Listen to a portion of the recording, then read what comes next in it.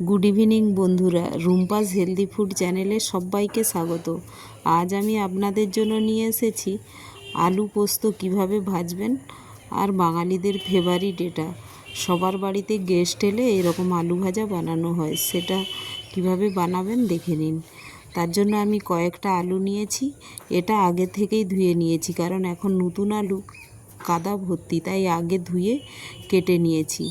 একটু নিয়েছি আমি, আর নিয়েছি পোস্ত, মাস্টার্ড অয়েল, হলুদ আর লবণ। আর আলুগুলোকে আমি গোল গোল চাকা চাকা করে আমি এখন কেটে নেব। আর এটা ফোড়নের জন্য নিয়েছি জিরে, লঙ্কা, আর একটু লাস্টে চিনিও দেব আলুটা ভাজার জন্য।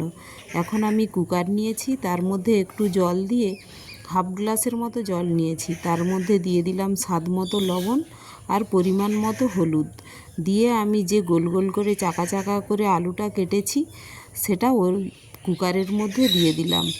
আর আমি কুকারটা যখন লাগাবো তার মধ্যে সিটিটা খুলে দেব আর বেলটাও খুলে দেব, কারণ এতে একটা সিটি দিলেও এটা বয়েলটা বেশি হয়ে যায়, কুকটা বেশি হয়ে যায়। তো সেদ্ধটা যাতে ঠিকঠাক থাকে তার জন্য আমি দেখুন কুকারের সিটিটাও খুলে নিয়েছি আর বেলটাও খুলে নিয়েছি। আর এইভাবে আমি বসিয়ে দিয়েছিলাম, দেখুন 4-5 মিনিটেই কত সুন্দর বয়েল হয়ে গিয়েছে। দেখুন এত গরম আমি স্পুনের সাহায্যে তুলতে পারছি না, দেখুন ঢাকাতে ঢেলেছি, আলুগুলো ফেটে ফেটে গিয়েছে, তো কতটা সুন্দর হয়ে গিয়েছে।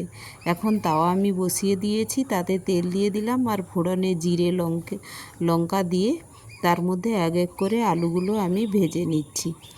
দেখুন এইভাবে, এখনও আমি পোস্ত দিচ্ছি না, আলুটার এক পাশটা ভালোভাবে যখন ভাজা হয়ে যাবে ওই সময় দেখুন এখন আমি আলুটা দিলাম আর পোস্তটা দিলাম আলুর ওপর।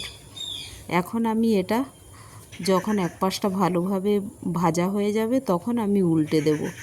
আর পোস্তটা যাতে একটু কাঁচা ফ্লেভার থাকে তার জন্য একটু লেট করেই দিলাম। তো এক তাওয়া এইভাবে ভেজে নিয়েছি, আবার একটি তাওয়াতে আবার বসিয়ে দিয়েছি। তো এটাতে দেখুন সেম এইভাবে আমি পোস্তটা একটু পরেই দেব, এক পাশটা যখন ভাজা ভাজা হয়ে যাবে তখন তার আলুগুলোর ওপরে পোস্তটা দিয়ে আলুগুলো এক এক করে উল্টে দেব। এইভাবে সব আলুগুলো আমি ভেজে নিচ্ছি। আর এটা খেতে খুব টেস্টি লাগে। আর আপনারা অবশ্যই এভাবে বানাবেন। আর একটি লাইক, শেয়ার ও সাবস্ক্রাইবও করে দেবেন। Thank you.